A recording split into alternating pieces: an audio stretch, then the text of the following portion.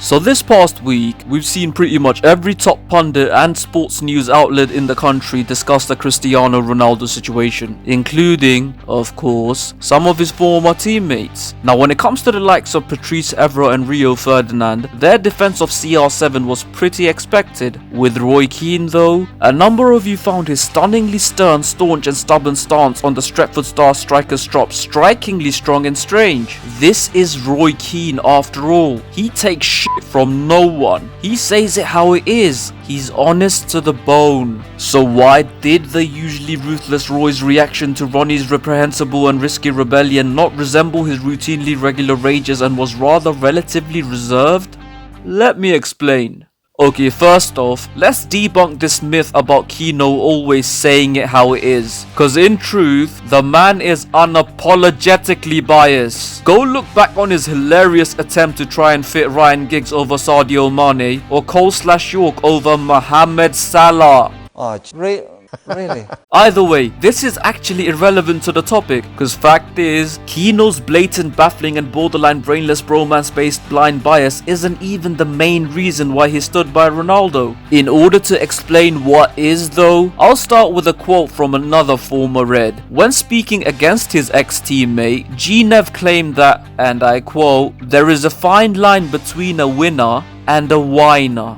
Bars. But here's the thing though, in the mind of these guys, there really is not. Cause Keane and Ronaldo subscribe to a specific, unique sort of mentality. And no, I'm not just referring to that of a quote-unquote born winner, cause most top level athletes are born winners. But when it comes to these guys, they combine that winner's mentality with a very transparent, direct, and on the edge way of dealing with negative emotions. And while the positives of this approach is very obvious, just look at their CVs, there is a glaring downside of those with this sort of mental makeup. Cause you see, due to the nature of wearing the heart on their sleeves, both of them are and have been prone to being a pair of whiny bellends who at times can very easily be a detriment to the rest of the team. Cause yes, I know all of his teammates are nothing but full of praise of his leadership skills, but let's not pretend Keane hasn't let his team down in his career, please. The man lashed out and got himself unnecessarily sent off in a do-or-die FA Cup knockout game, walked out on his country on the eve of a World Cup, and when his team were a goal down to Newcastle United in the final minute, instead of trying to fight for an equaliser, he was more interested in trying to fight Alan Shearer.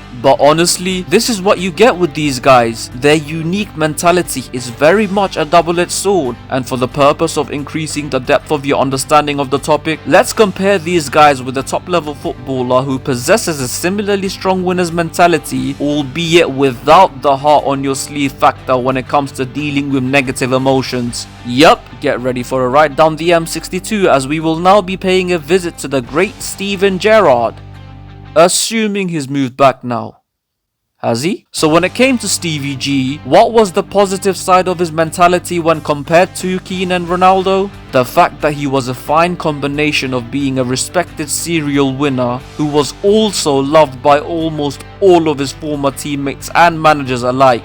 Very rare indeed. On the other hand, what was the negative side? Well, even with his immense mental strength, people like Stevie were a lot more likely to let their slip-ups impact them in the long term. For example, yes, you remember the slip, right? Of course you do. What many of you won't remember, however, was the man's immediate reaction to that mistake. Because following that unfortunately hilarious error, Stevie spent most of that second half taking shots from obscure angles, desperately trying to fix the situation on his own, because his strong winner's mentality led him to believe that he indeed is capable of making up for that mistake all by himself. But the lack of that whiny and transparent side meant that he tried to rectify his error before visibly dealing with that error in front of those he made said error. Like, you know, Ronaldo does whenever he misses a chance. And as a result, unlike Ronaldo, Stevie's boiling point occurred internally, something which not only affected him for the rest of the game, but in this particular incident,